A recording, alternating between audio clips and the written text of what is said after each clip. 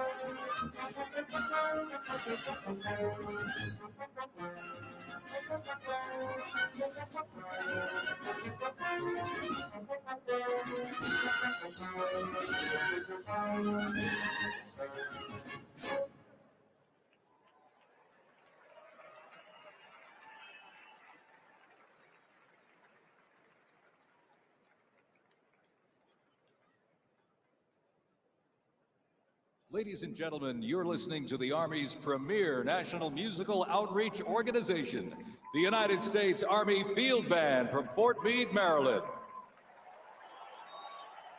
They are led by Commander and Conductor Lieutenant Colonel Domingo S. Robinson. The U.S. Army Field Band develops positive connections on behalf of the Army, the Department of Defense, and the United States through live music, multimedia performances, television productions, and emergent technologies, traveling thousands of miles annually across our nation and around the world, and appearing regularly on major television and streaming events. The Field Band proudly honors our soldiers and veterans while strengthening ties with communities worldwide.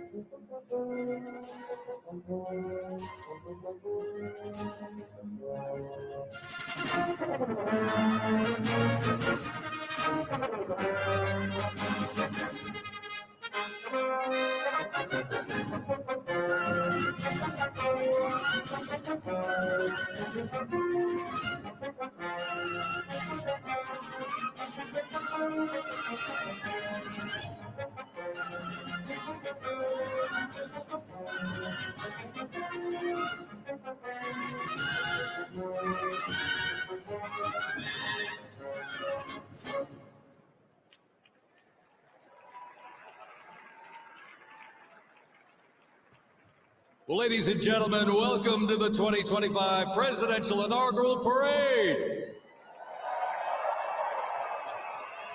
My name is Dan Taylor, and I'm very honored to be requested by our president to be your parade announcer. And it's great to be here with you. I have to say it is a bit of a different format for a parade, but of course our president wanted us to keep us safe, wanted to keep us warm. And I can tell you something, the talent that's going to be going through these doors into this arena, it is going to get hot in here tonight. So thank you for joining us as we celebrate this historic occasion on behalf of the Trump-Vance Presidential Inaugural Committee. The ceremony is about to begin. We're going to get things underway, so if you're with family and friends, been talking in the halls or whatever, get down to your seats, grab a snack. We're going to get the show on the road.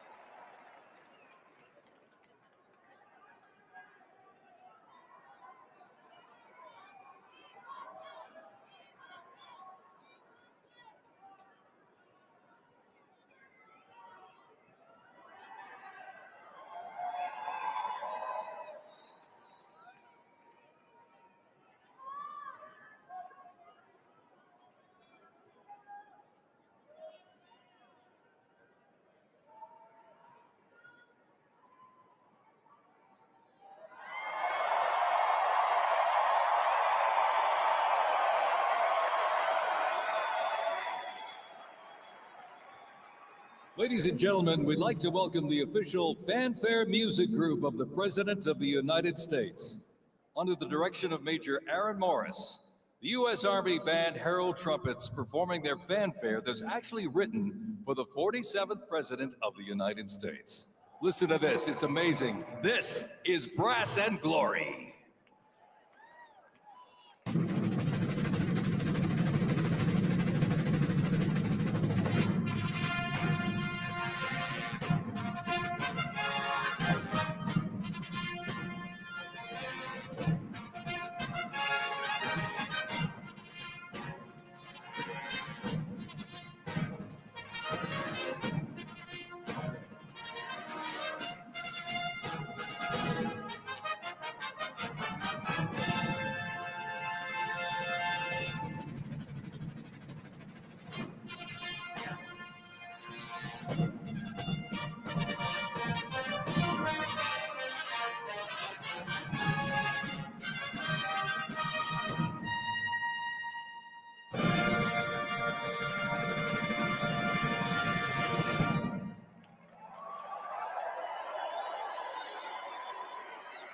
The official fanfare music group of the President of the United States under the direction of Major Aaron Morris. Let's hear it for them, folks.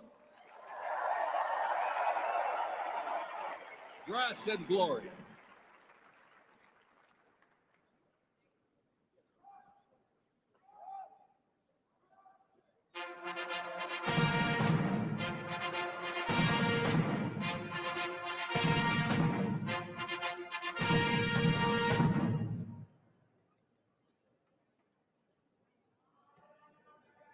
Ladies and gentlemen, please welcome the 50th Vice President of the United States of America, Vice President J.D. Vance, accompanied by the Second Lady, Mrs. Usha Vance.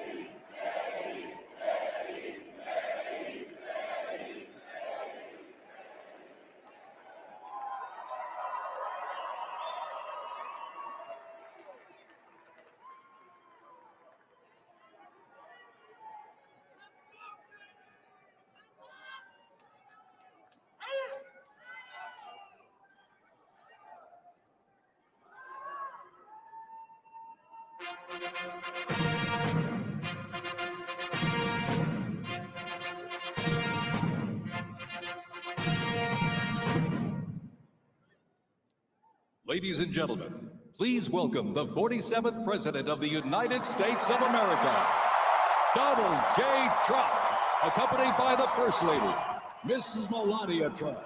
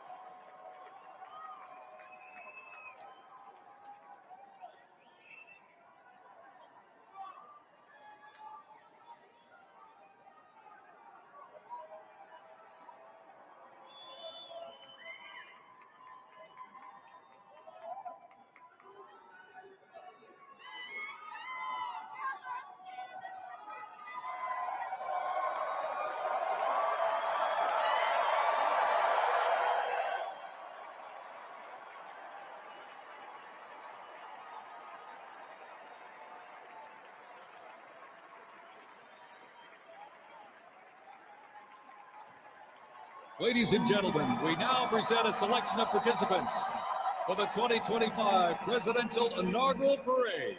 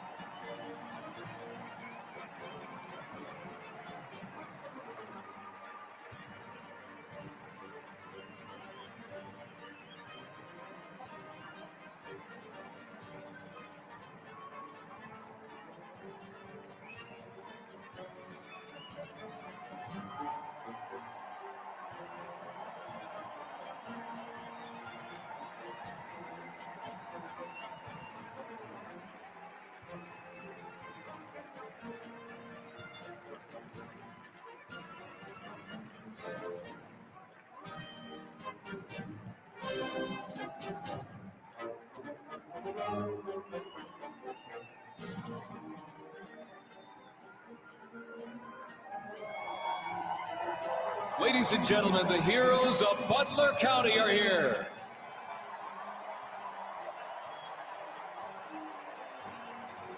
And they are here to pay homage to the life, selfless community service, and sacrifice of Corey Comparatori. Mr. Comparatori, a 10-year U.S. Army Reserve veteran and past fire chief to the Buffalo Township Volunteer Fire Company, who died during the assassination attempt on the life of President Trump in Butler, Pennsylvania, July 13th, 2024. Their formation consists of Pennsylvania State Police, local police, county sheriffs, emergency services unit, EMS, 911 radio dispatch, and hospital personnel, who all heroically stepped into action during the horrific attack. They are also paying tribute to the courageous service of first responders nationwide.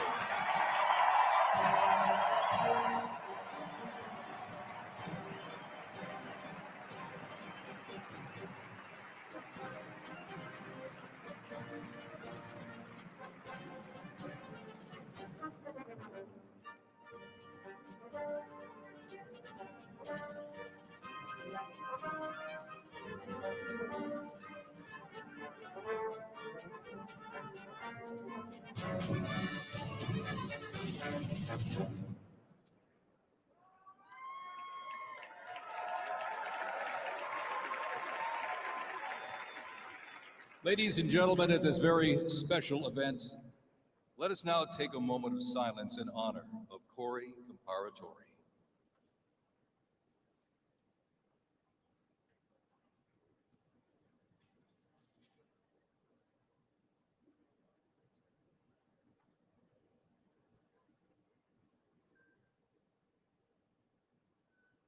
Thank you very much, ladies and gentlemen.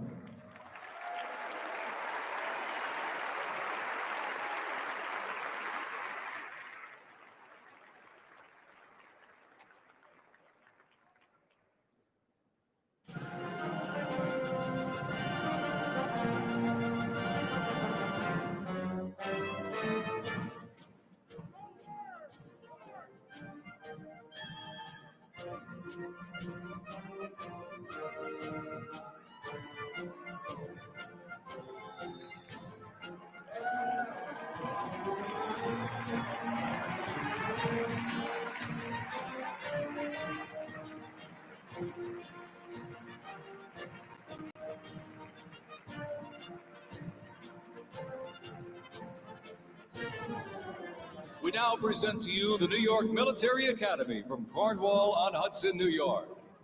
New York Military Academy stands out due to its unique connection to the president himself. President Trump is a 1964 graduate and has been enshrined as one of our alumni of distinction. This historic academy has been named the Junior Reserve Officer Training Corps, that's JROTC, and are marching with their cadet dress uniforms. Look at these, all modeled after post-World War I General Blackjack Pershing's gray uniform.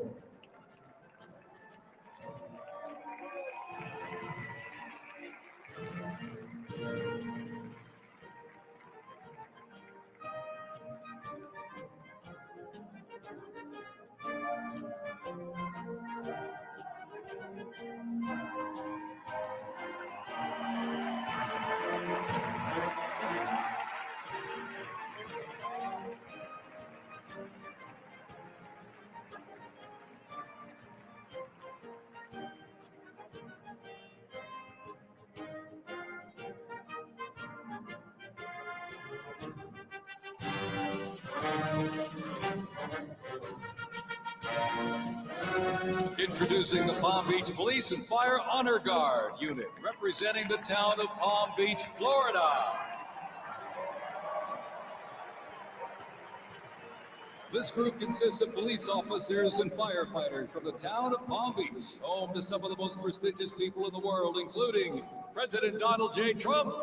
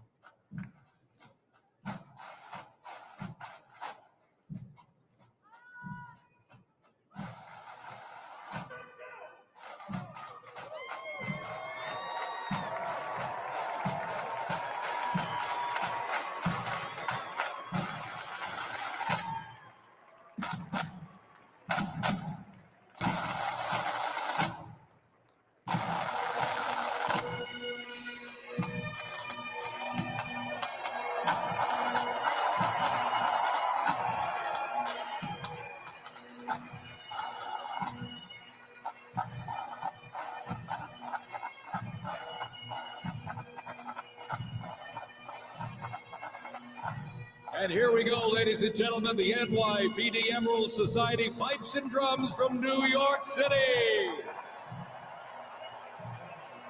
They have performed internationally in Ireland, Canada, Australia, Germany, and Switzerland. And as of this past December, the band has had the distinct honor to perform at the 75th commemoration of the attack on Pearl Harbor in Oahu, Hawaii. The band has also played for hospitalized children, military veterans, as well as the 1980 and 2005 presidential inaugural parades, and His Holiness Pope John Paul II.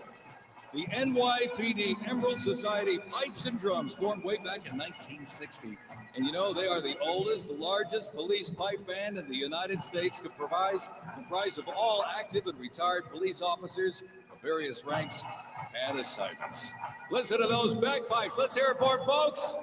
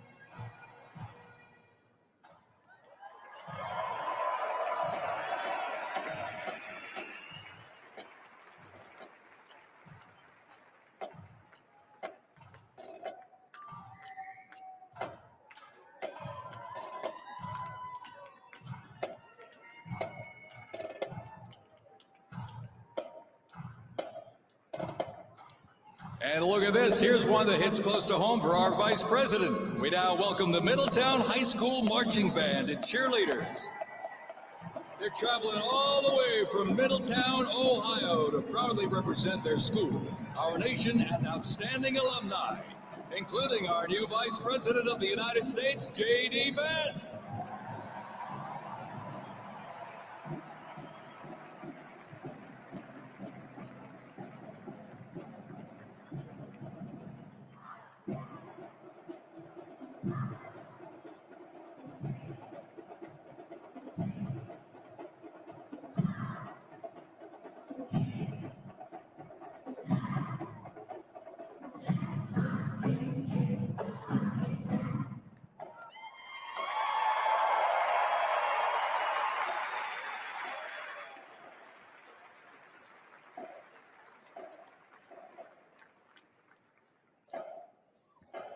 The band has performed in countless parades, community and sporting events, as well as competitions. They have also always qualified for the Ohio Music Educators Association state finals for 23 years straight. How about that? And have earned the highest rating in 18 of those appearances. Woo! And today they performed America's Sweet Land of Liberty.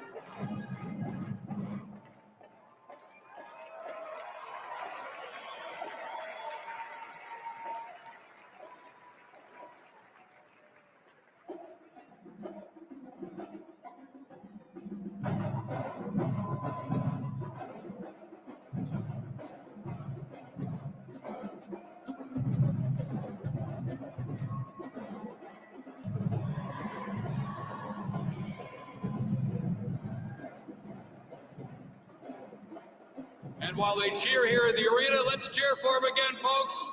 From our VP hometown, Middletown High School Marching Band.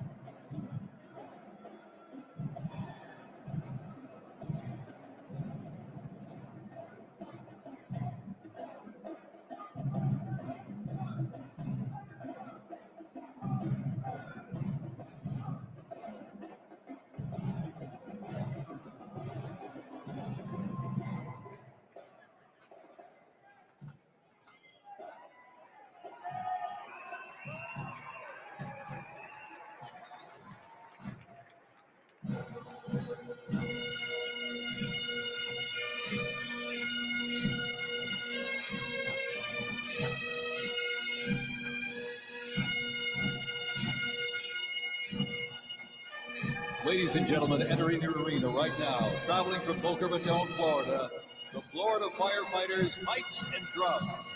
And they are well seasoned when it comes to civic events. They've played and participated in parades, memorials, and other ceremonial events across both the United States and Europe. Today, they are wearing their most notable uniforms. What a great photo opportunity. Consisting of the Glengarry headgear and kilts. And they are proud to honor their fallen brothers and sisters each and every day.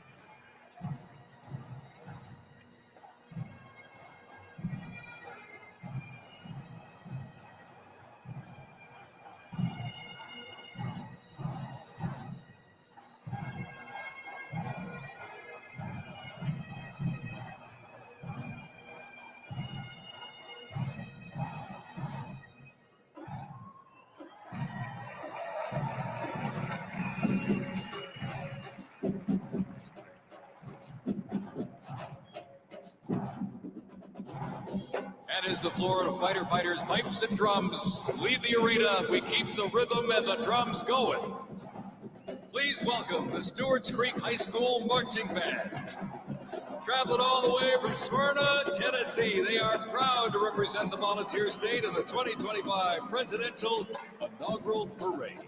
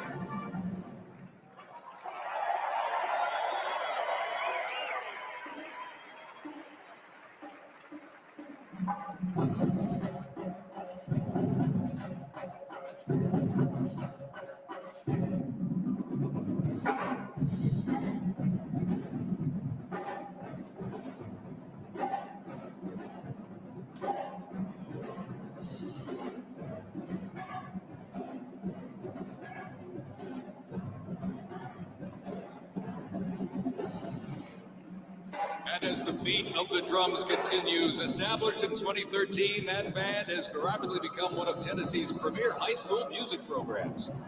This band has participated in numerous civic events that honor significant moments in our nation's history, like the 75th anniversary of the attack on Pearl Harbor, Captain Jeff Cuss, United States Marine Corps Memorial Dedication, Chicago Thanksgiving Day Parade, and a Lincoln Memorial performance as well. The Stewart's Creek High School Marching Band, everybody! Make them feel welcome here in D.C.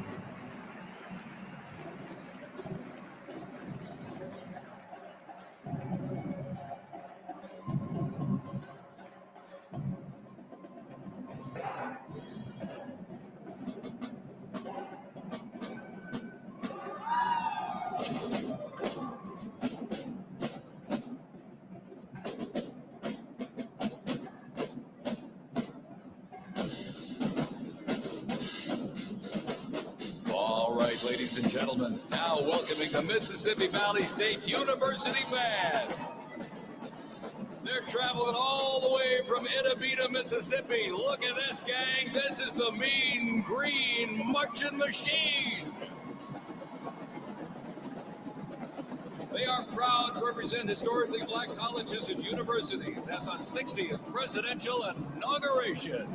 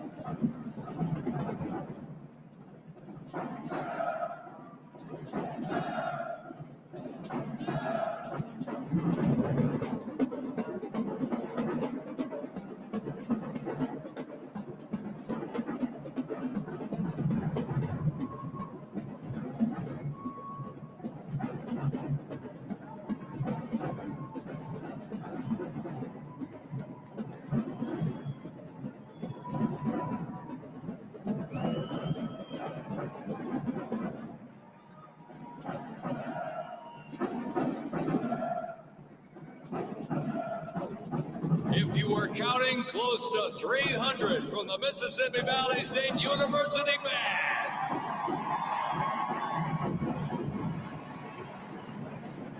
You know, since its founding, the band has consistently played a significant role at their university and across the United States. They have performed for athletic events, Mardi Gras parades, Rose Bowl parades, and many, many more.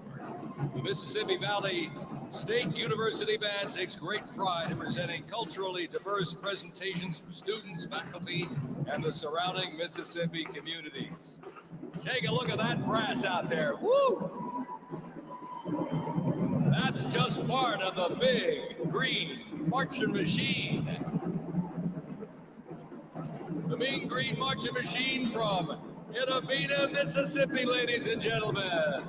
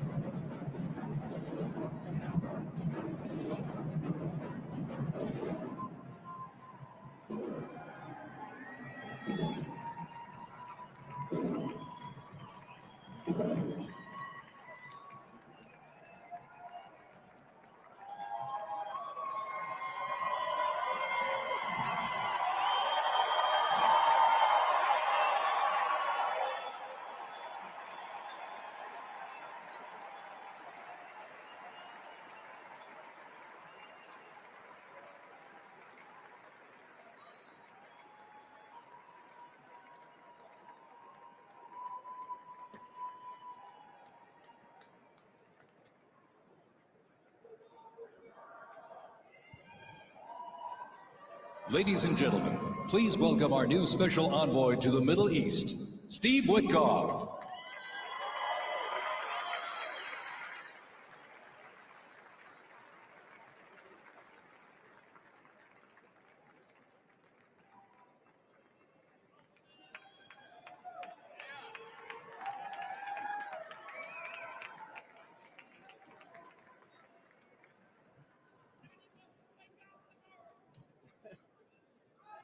Good evening, everybody. I was appointed by President Trump to be the special envoy for peace in the Middle East.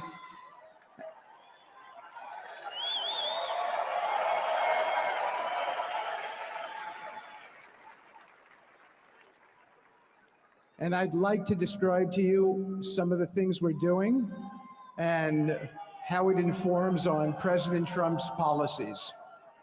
First of all, it is an honor to stand before you today as I reflect on the enormity of the role that President Trump has tasked me with. I am constantly reminded of the privilege it is to serve under the leadership of my boss, President Donald J. Trump.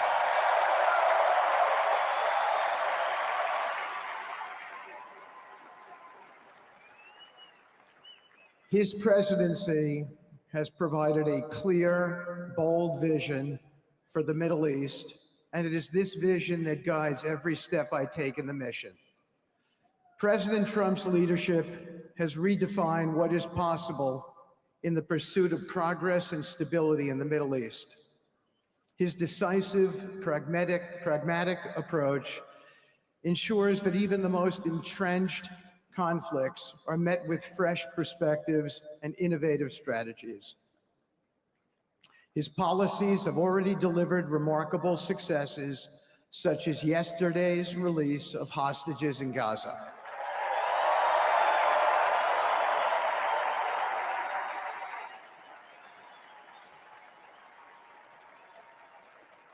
Thank you.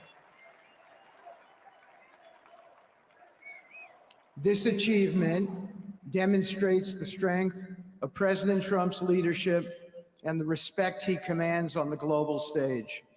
It is yet another example of his ability to deliver results in the most complex and challenging situations. The Abraham Accords, a testament to his vision and determination, have also brought historic progress to the region, transforming old rivalries into new alliances. These agreements are not merely symbolic. They represent a practical roadmap for peace, economic cooperation, and mutual respect across nations.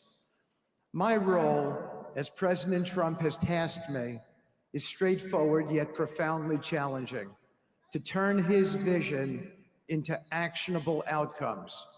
He sets the agenda, he lays the framework, and he inspires people like me into bold action. My responsibility is to implement his vision, engaging with leaders across the region to find pathways towards sustainable peace and stability. And let me tell you, having Donald Trump as a boss makes this task not only possible, but far more effective.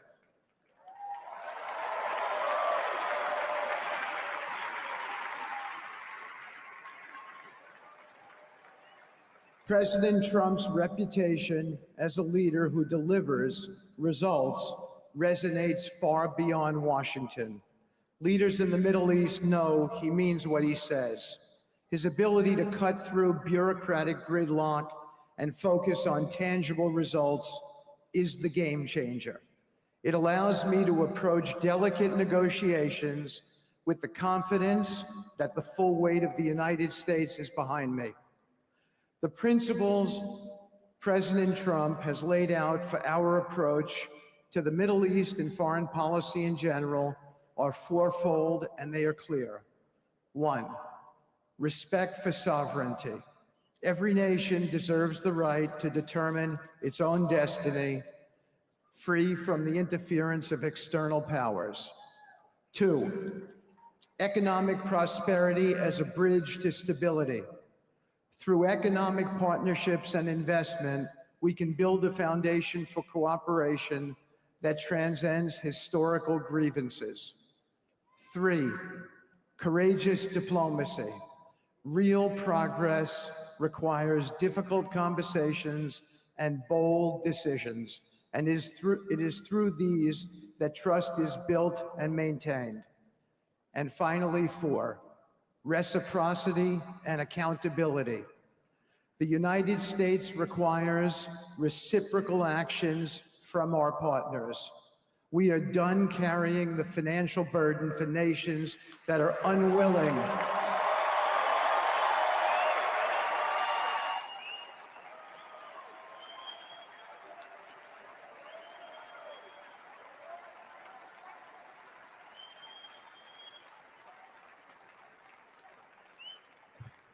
We are done carrying the financial burden for nations that are unwilling to fund their own progress.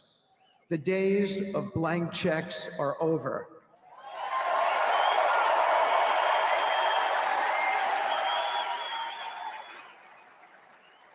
Partnerships under President Trump's leadership must be equitable, and contributions must reflect shared commitments to our goals.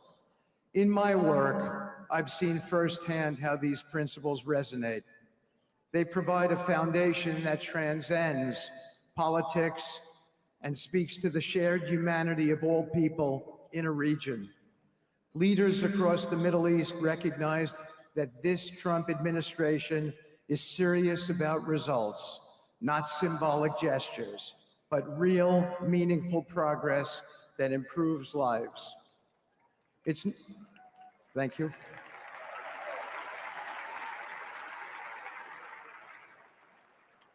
It's not always easy. There are moments of deep challenge and frustration. Decades of mistrust cannot be undone overnight. Yet I take comfort in knowing that I am not in this alone. President Trump's clarity of vision ensures that I never have to question what success looks like. His leadership provides the confidence and direction necessary to navigate these complexities. As we move forward, my commitment is to continue the work of advancing President Trump's vision for the Middle East. Whether through expanding the Abraham Peace Accords, fostering economic development, or facilitating dialogue between long-standing adversaries, my focus remains on actionable results. Let me close by saying this: a stable and prosperous Middle East is not an unattainable dream. It is a goal within our reach, made possible by strong leadership and unwavering commitment. Under President Trump's guidance, we are proving that the impossible can become reality. Thank you, but I have one more thing to say. We have some special people for me to introduce you to tonight. President Trump has been talking to them as well. They are the families of hostages from Israel who have been in Gaza for the last year and a half. There are many of them here today. Several of the families have lost children and loved ones, and they're here because they're part of an effort to retrieve their bodies so they can be buried in a proper way. Several have children who are still in captivity. There is an American family here whose loved one is scheduled to come out in 14 days, and they're going to be meeting the president tonight. So let's give them all some love and a big hand. Come on up.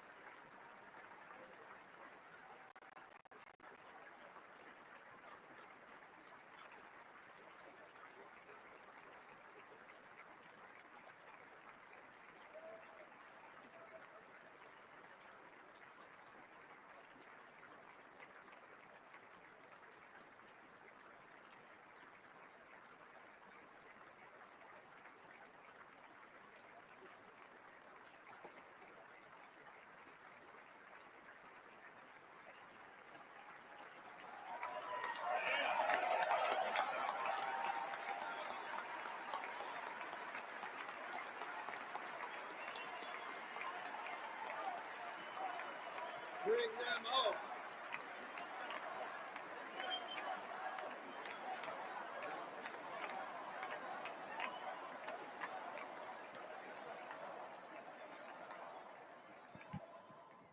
And now I get to introduce my dear friend and the President of the United States, Donald J. Trump.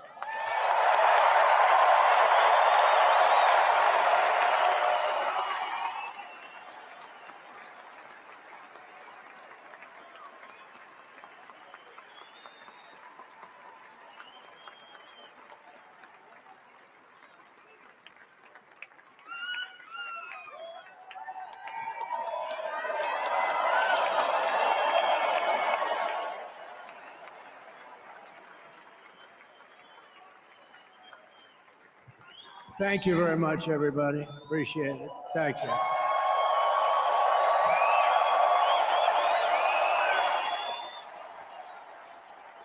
So now the work begins. We won, but now the work begins. We have to bring them home. And you know, tonight I'm going to be signing on the J6 hostages, pardons to get them out. And as soon as I leave, I'm going to the Oval Office and we'll be signing pardons for a lot of people, a lot of people. And thank you to Steve Witkoff. He's a great guy. He's a friend of mine. He's been a very successful man. He's a great negotiator. He's a wonderful guy. People love him. And he's got a tremendous power of persuasion. And that's what we need. We don't need stiffs. We don't need stiffs. We got a lot of stiffs. You just had a whole load of them. And to the former hostages with us today, welcome. Welcome home. Some of the folks are former hostages. Not a good situation. The three young ladies that came home yesterday, you saw that. They're more coming home every day now. They're coming home. But they were hurt. They were hurt. They were hurt. One had her head blown off, fingers on her hand, and her hand indeed was blown off. She was trying to defend herself from a bullet being fired. Do you believe this? A bullet knocked off her hand. I don't know. You look at it, it's a disgrace. We never stopped praying for you, and we're so glad that you're reunited with your friends and families, and God bless you all. And some of them are just saying, no, my son is gone. But please just bring home his body, right, Steve? Many of you have told me that your son is gone, but bring home his body. It should have never happened. 3 years, it's ridiculous. Should have never happened. Wouldn't have happened. I also want to express my tremendous gratitude to the hundreds of thousands of proud American patriots who came from all across the country to join us in this celebration. It's a celebration of a big win.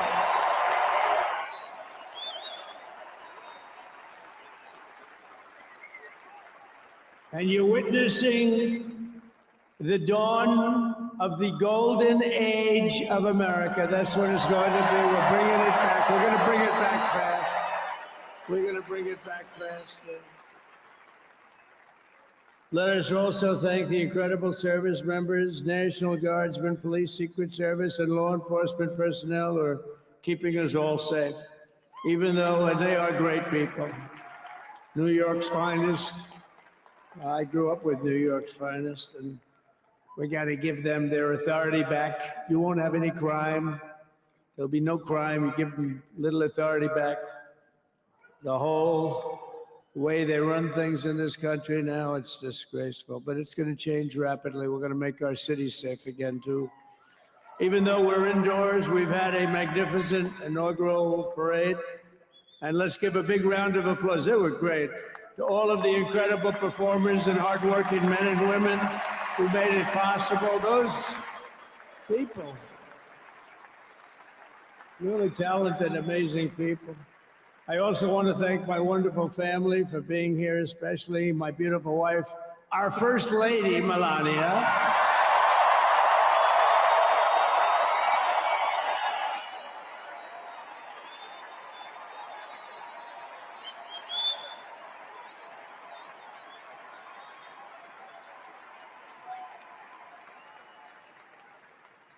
They love our First Lady. And also, JD. How good has JD been? And his beautiful wife, Usha. How good is JD? JD has been great. He's another good negotiator, Steve. He's a great negotiator, too. We need negotiators in this country. But so many of the people on the stage, we had not only family members, as an example, Lara Trump, the wife of Eric. She was the head of the Republican Party, along with my friend Michael. Stand up, the two of you. What a job. What a job they did. They worked so hard. They knew they'd be rigging, but they said, we're going to make it too big to rig, and we did. We made it too big to rig. We won every swing state by a lot. We won the popular vote by millions and millions of votes. We won the whole ball of wax. And now we're going to go and drill, baby, drill, and do all the things that we've wanted to do and bring your costs down, your prices down, and make our country safe. So thank you very much, Michael. Thank you very much. What a job you've done, Michael. I'm never moving you, you know. He was thinking about getting a nice job in the administration. I said, no, I'm leaving you right where you are. You've done a very good job. We're not moving you, Michael. I'm sorry. Anyway, thank you very much. Appreciate it. Appreciate it very much. Right here with us also in the arena, I'm about to sign some very important executive orders of our new administration.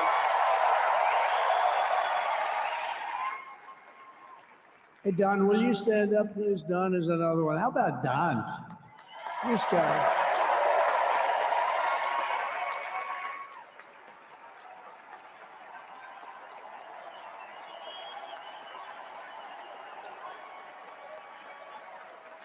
He's a popular one. He goes out and speaks. He gets a big crowd. He's a little on the rough side sometimes. If that's what you want. He's done a fantastic job, and he loves our country. Thanks, Don. Great job. You've done a great job. And Ivanka.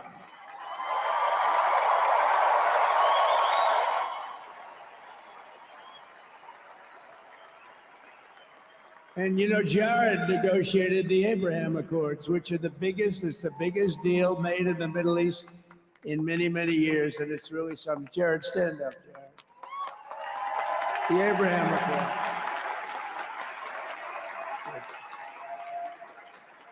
And Tiffany's going to have a little baby. And Mark.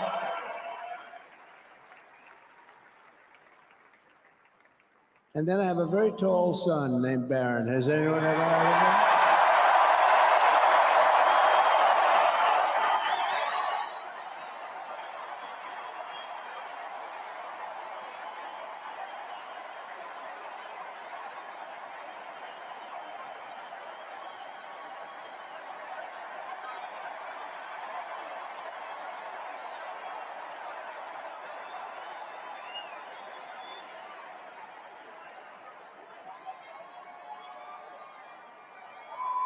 Thank you.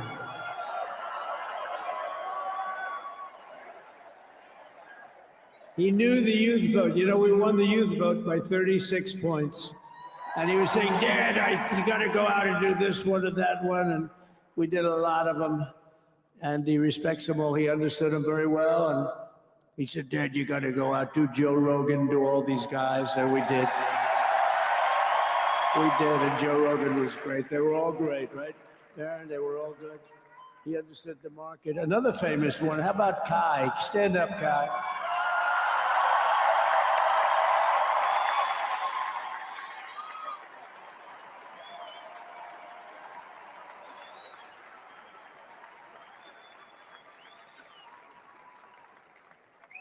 Is that Byron Donalds back there? Stand up, Byron. Stand up. What a future this one has. What a future. That's great, Byron. Thank you very much. And how about Lutnick, Secretary of Commerce? He's going to take in more money. than any country has ever even thought about. He's going to take in some money. And we have many others. Look, I'm not going to go through it, but we're going to sign some orders right now, and that's really what I want to do. So we're going to sign executive orders. First, I'll revoke nearly 80 destructive and radical executive actions of the previous administration, one of the worst administrations in history, maybe not one of them, the worst. Anybody that would allow millions of people to pour through our borders from jails, prisons, mental institutions, insane asylums, gang members to be taken off the streets of Venezuela and deposited in our country, and many, not just Venezuela. You know, crime in Venezuela is down 74%. Because they took their criminals and gave them to us through an open border policy of the previous administration. All over the world, they're emptying their prisons into our country. They're emptying their mental institutions into our country. It stops as of 1 o'clock this afternoon, okay? It stops.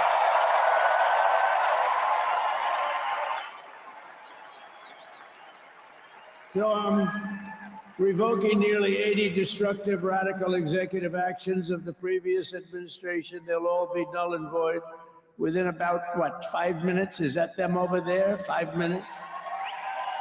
And next, to gain immediate control of the vast federal, out-of-control bureaucracy, I will implement an immediate regulation freeze, which will stop Biden bureaucrats from continuing to regulate. Most of those bureaucrats are being fired. They're gone.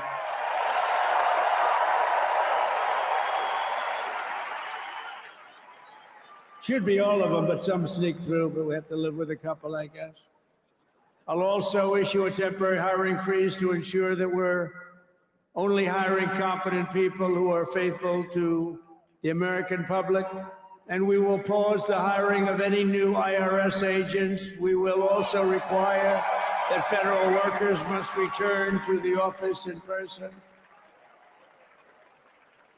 And we're going to take the 88,000 people that they hired to go after you with guns. By the way, they're allowed to use guns and harass you like they were so many other people. Remember this. Okay, remember? Do you remember a little statement about tips? Does anybody remember that little statement? I think we won Nevada because of that statement. But they went out and harassed you over the tips. In other words, we are restoring control of our government to the people. We're going to take those 88,000. Let's see if they'd like to work on the border, because that's what we want them really involved.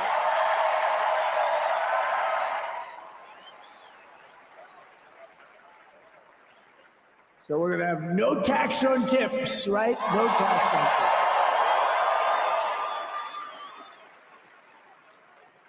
We may have, like the Speaker of the House, is he here? He's done such a good job. Is Mike here? He's around here someplace. I saw him just a little while ago. Hello, fellas. Look at you guys. Yeah, I know it. He's great. He's doing great. They're all doing good. The Republican Party has never been unified like it is right now. They want to save our country. And we're going to more than save it. We're going to make it greater than it's ever been before by a lot. Next, I'm going to sign a presidential memorandum directing every member of my cabinet to marshal every power at their disposal to defeat inflation and rapidly bring down the cost of daily life, because your costs have gone through the roof in the last 4 years. Perhaps you didn't notice. Does anyone notice that costs are like double, triple, quadruple? You can't buy bacon. Apples have doubled in price. You want an apple, anybody? Pay twice what you did 2 years ago. We'll put more money in your pocket, and we'll bring back the American dream and to reduce energy costs and liberate our economy. So we have more oil and gas than any country in the world, and we're going to use it. We're not going to do the wind thing. Wind, dude. Big, ugly windmills, they ruin your neighborhood. They ruin you. If you have a house that's near a windmill, guess what? Your house is worth less than half. And did you see up in New England with the whales? You see what's happening? So they had 2 whales killed in about 14 years. Last year and the year before, total, they had 28. So if you're into whales, you don't want windmills either. And they're the most expensive form of energy that you can have by far. And they're all made in China, by the way, practically all of them. And they kill your birds and they ruin your beautiful landscapes. But other than that, I think they're quite good, right? Now, remember when we used to joke and kid, when we were kidding, but we don't kid anymore? They want to watch the debates on television. They want to watch your favorite president on television. But the wind isn't blowing, so we can't watch television that night, Gladys. Remember? Gladys, I'm sorry, the wind is just not blowing. We're not watching Trump tonight. But I'm immediately withdrawing from the unfair, one-sided Paris Climate Accord ripoff. The United States will not sabotage our own industries while China pollutes with impunity. You know, China, I mean, look, they use a lot of dirty energy, but they produce a lot of energy. And when that stuff goes up in the air, you know, it doesn't stay there. It's not like you got a wall. We love walls, don't we? Not like you have a wall around and it doesn't. It floats into the United States of America after 3.5 to 5.5 days.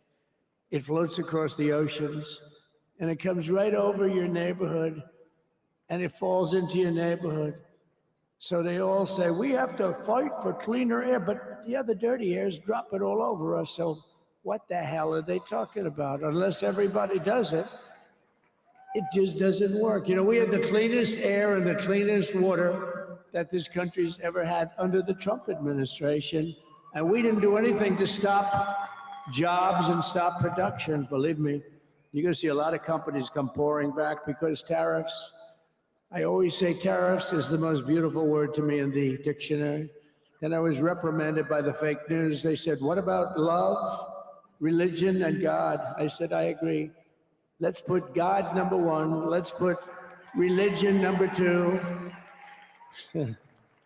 Love, I don't know. We got to put that number 3, I guess, right?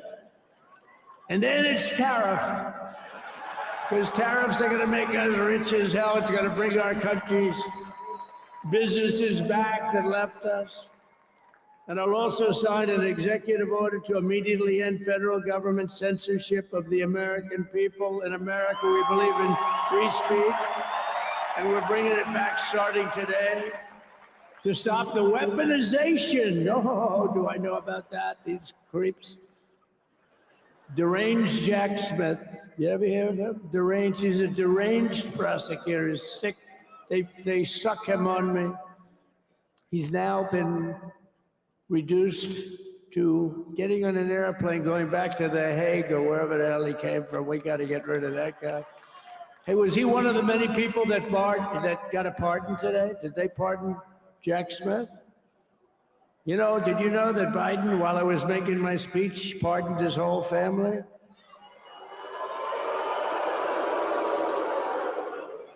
The brother, the whole deal was pardoned. Can you imagine that? While I was making my speech. Did everybody hear my speech? Did you like my speech?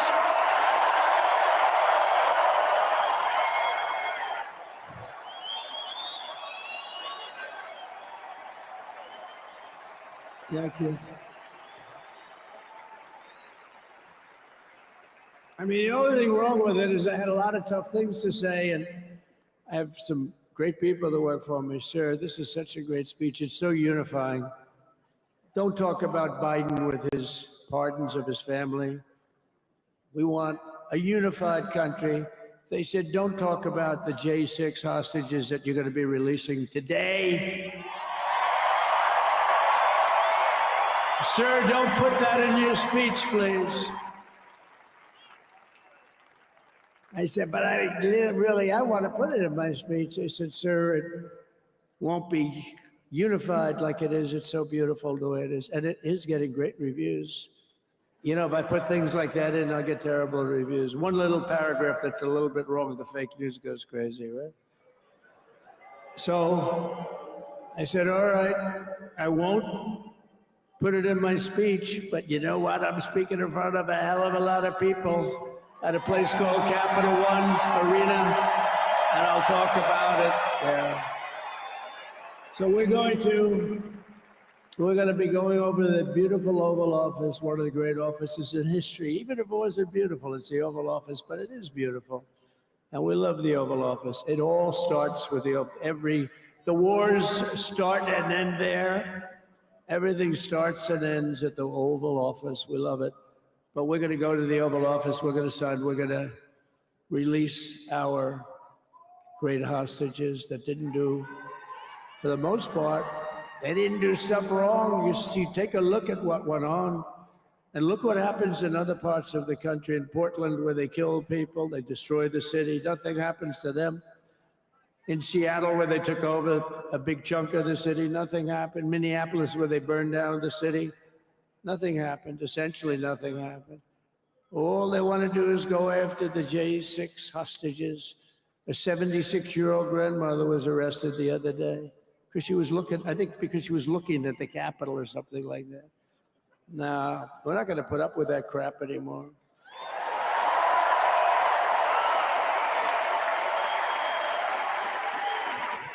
And to stop the weaponization of law enforcement, I've been investigated more than any human being in the world.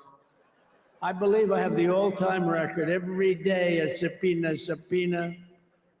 Every single day we get subpoenas. I was more than any person. Alphonse Capone, remember I used to talk about it? Now, Alphonse Capone, Scarface, he was a pretty rough guy. He was investigated about 1/100th what Trump was investigated. My father's looking down at me, my mother, how the hell did this happen? You know what it is? They investigated their political opponent, the opponent of Biden, and then ultimately Kamala. Has anyone ever heard of Kamala?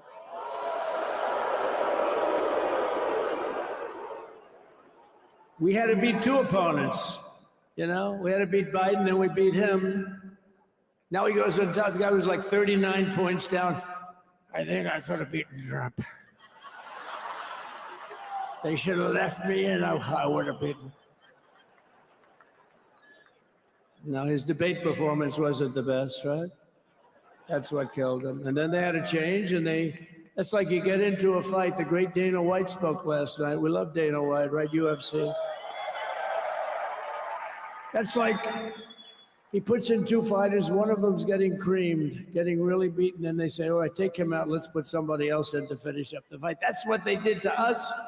They gave us somebody new, but we took care of both of them. So we beat actually two opponents. But to stop the weaponization of law enforcement and our government, I will also sign an order directing every federal agency to preserve all records pertaining to political persecutions under the last administration, of which there were many, and beginning the process of exposing any and all abuses of power, even though he's pardoned many of these people. Can you believe it? He's pardoned them. You know why he did it while I was speaking? Because that way I couldn't speak about it. I was speaking. I didn't know he did it. I finished my speech, and they said, sir, he pardoned his whole family. I said, ooh, can I go back out there and talk about it? Somehow that wouldn't be very elegant. Our first lady would say, please don't do that. But we have plenty of time to talk about it, and we will. We're doing all of this on our very first day in office. You know, don't forget, we've been in this position, really, where we won the primaries in record time. We're the fastest win of a primary ever in political history, which is a very nice thing. It's nice to know. Well, the second election was rigged, so we knew we were doing well. And if it wasn't, you know what? If it wasn't, I would have never run. But the third one was just a monster. Boy, was that a big one, huh? That was a big one. When the second one, we got like 10 or 12 million votes more than the first one. How about that? We did great on the first one. We did much better on the second one. But man, did we do well on the third one. So we're gonna have some fun. It's very simple. We're gonna make our country great. We're gonna make our country great again. We're gonna make America great again. How good a name is MAGA, though, right? You know? I was going to say, keep America great, but unfortunately, it wasn't great. Can't say keep it great. It will be great again, but CAG, keep America great, CAG, I don't think it's ever going to replace MAGA. Does anybody like CAG? I don't think so. It's never replacing MAGA. Nothing will ever replace MAGA. MAGA was the most successful political operation, political movement in the history of our country, maybe in the history of the world. Let's see what happens, because we're not finished yet. We're not finished yet. We got a long way to go. But we're doing this in the very first day in office, and in just a few moments, I'm not only signing the release of the J6 hostages, I'm signing other things that you're going to love. Oh, you're going to be happy reading newspapers tomorrow, and the next day, and the next day, and the next day. So I just want to thank, I mean, look at this place. It's full to the rafters. You don't have any, look at those people up there. You don't have any empty seats. And by the way, the Capital One owners, they are so good. We got to root for their teams because they have been so great to MAGA, to us. And I just want to thank Ted and everybody. You guys have been fantastic. And the ice hockey team's doing great. Ovechkin's pretty good, right? They're doing great. So I want to thank them, Capital One arena owners. They have been absolutely fantastic. And thank you once again to everyone. And I can only tell you, you're going to be very happy. You're going to watch a lot of good things happen. We got to stop some wars that are happening and going on. Some stupid things are happening. The war with Ukraine would have never happened, and it has. As you know, Israel would have never been hit on October 7th, and none of you would be up here. None of you would even know anything about this tragedy that you're going through right now. But Iran was broke. Anybody that bought oil from Iran, they couldn't do any business with us. You're not going to do business with America. China passed, everybody passed. They were broke. They didn't have money for Hamas. They didn't have money for Hezbollah. And your sons would be alive, and they certainly wouldn't be incarcerated like they are. It's such a shame, but we're getting a lot of people out in a short period of time. So I'm going to go right over to here, and I'm going to sign in front of you. Is that okay? Good.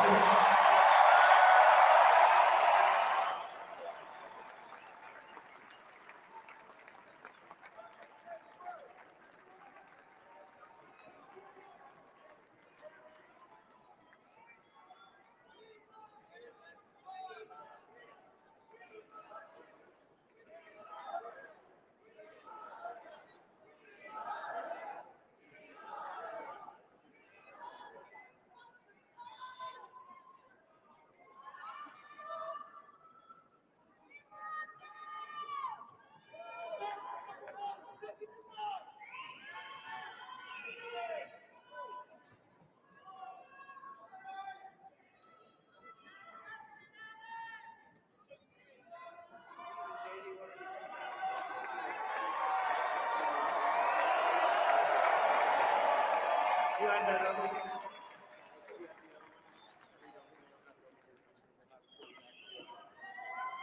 The first is the rescissions of 78 Biden-era EOs and presidential memoranda.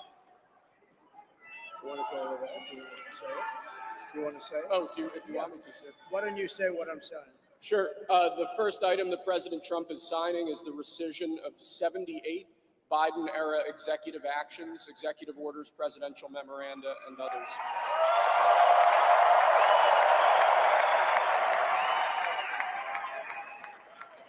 Thank you, sir.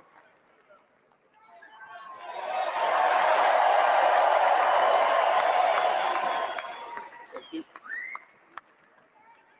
The second item, President Trump, is a regulatory freeze, as you announced in your speech, preventing bureaucrats from issuing any more regulations until we have full control of this, the government and this administration.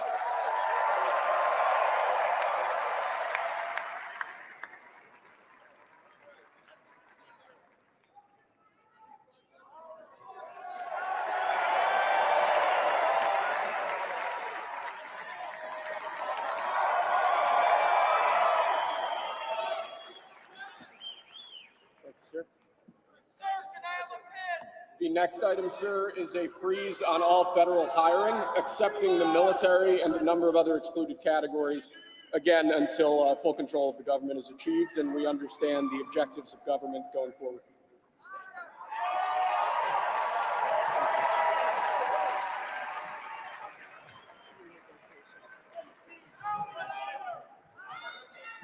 Could you imagine Biden doing this? I don't think so.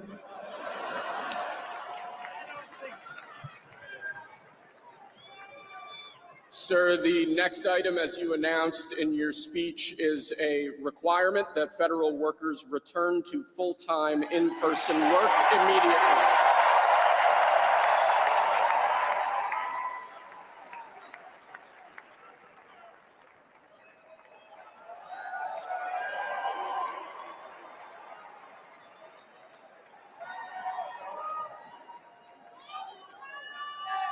Thank you, sir. Next, we have a directive to every department and agency in the federal government to address the cost of living crisis that has cost Americans so dearly.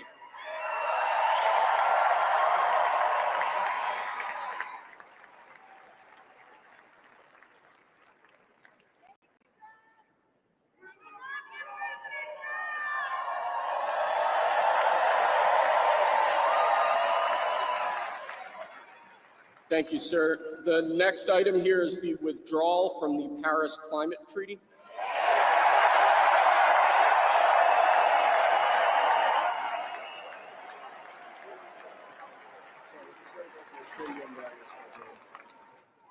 Yes, sir.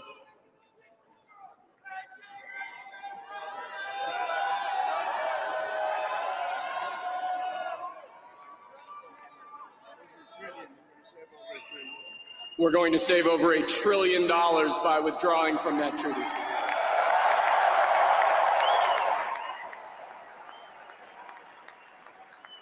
And the next item, sir, is a letter that will be transmitted to the United Nations explaining that we are withdrawing from the Paris Climate Treaty.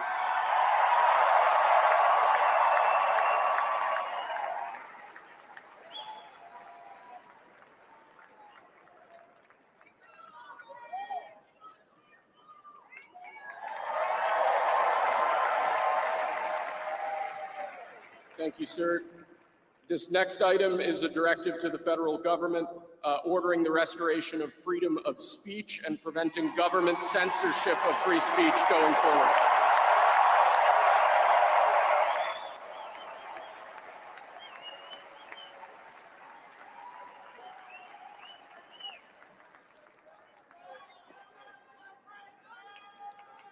And lastly, sir, before we go back to the Oval Office to sign a large number of other items, is a directive to the federal government ending the weaponization of government against the political adversaries of the previous administration, as we've seen.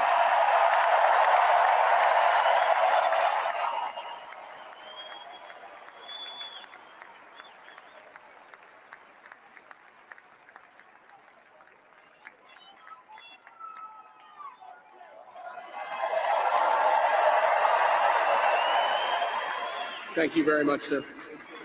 Appreciate it.